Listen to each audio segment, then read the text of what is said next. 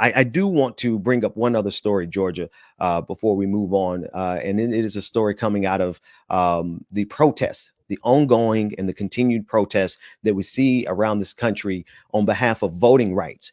Because in the backdrop of what we see, this wealth inequality that's running amok, right? We are also faced with the fact that we're dealing with a political system that does not even want to protect our voting rights. And we have seen protesters go to the White House and make it clear to President Biden that something has to be done. And that's inclusive of Ben Jealous of the NAACP, or formerly of the NAACP. And he's in this clip. Let's take a look at this clip of the protest that took place. We are here to safeguard our democracy from authoritarianism. But we're going to let Joe Biden know, Joe Biden, this is also your third war. We're not going to be taken for granted. We didn't elect Joe Manchin to be the president. We didn't elect the Sinema to be the vice president. And this filibuster. People don't understand, the average voter does not understand how one individual can deny our right to vote. End this filibuster today. This is existential. All we fought for will be lost if these voter suppression laws stand. Let us be clear, Vice President Kamala Harris, President of the Senate, and Chuck Schumer, the majority leader, have done their job. They have consensus, they have the 51 votes, they have enough to pass. And in America, majorities should matter. Yeah. Now, the additional voice that you heard there was Reverend Mark Thompson, and he was participating in the Brooklyn protest that just happened this past weekend. This is a movement that is going around the country fighting on behalf of the voting rights of all Americans, but specifically Black Americans, because Georgia, as you covered and I've covered several times, the voter suppression laws that are running across this country, they are specifically targeting Black communities, because they understand the percentage of the clip at which Black people vote for the Democratic Party. And they understand if they can neutralize the Black vote, that they can neutralize the Democratic Party. But here's the gag.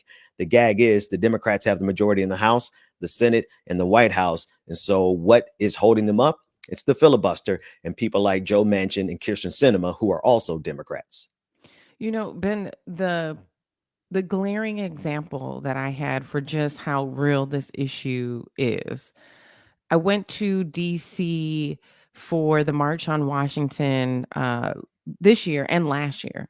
But when I went last year and Trump was still in office, I was driving to the Capitol, and I look over and there's a mailbox and it had a lock on it. They were locking mailboxes in predominantly Black neighborhoods to make it even more difficult for you to mail in your ballot. And so there are so many tactics and so many different strategies that are being deployed to suppress Black votes, to suppress the votes of people in communities of color. And they don't care if it comes at the expense of some elderly people or other folks who are a part of other marginalized communities. They really don't care. At the end of the day, as long as the Republicans can get out and cast their ballots, that's the biggest thing that they care about. But what doesn't make sense to me is if you have a voting system that is so broken that you have to put all of these measures to, tighten up and make it better. How did you get elected? On what premise were you elected? Exactly. That's the great question, because it always seems to be convenient. It's mighty convenient, isn't it, that there's a problem whenever their opponent wins, but there's never some problem with the voting system when they win, right? They want us to question the validity of everything except their elections. That said, news coverage this morning suggests that the vote on voting rights will be blocked by the GOP filibuster again, and will put pressure on Manchin to at least reform it away, or do something, get rid of it, because now we're here. This is it. This is the ball game. And what I mean by that is, if we cannot secure the vote in the face of a full-on revolution that's coming from conservatism. I want to be sure, like the stuff that we've been able to cover from the streets, and this clip right here is from act.tv. These are protests that are happening all around the country. Shout out to Black Voters Matter, Cliff Albright and the team there. They're all around the country trying to make sure that everyone understands the score, Georgia.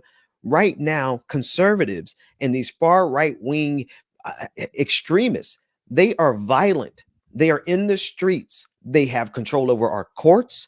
They have control over our state legislatures. They have so much control over so many of the gubernatorial houses, the governor's mansions across the country.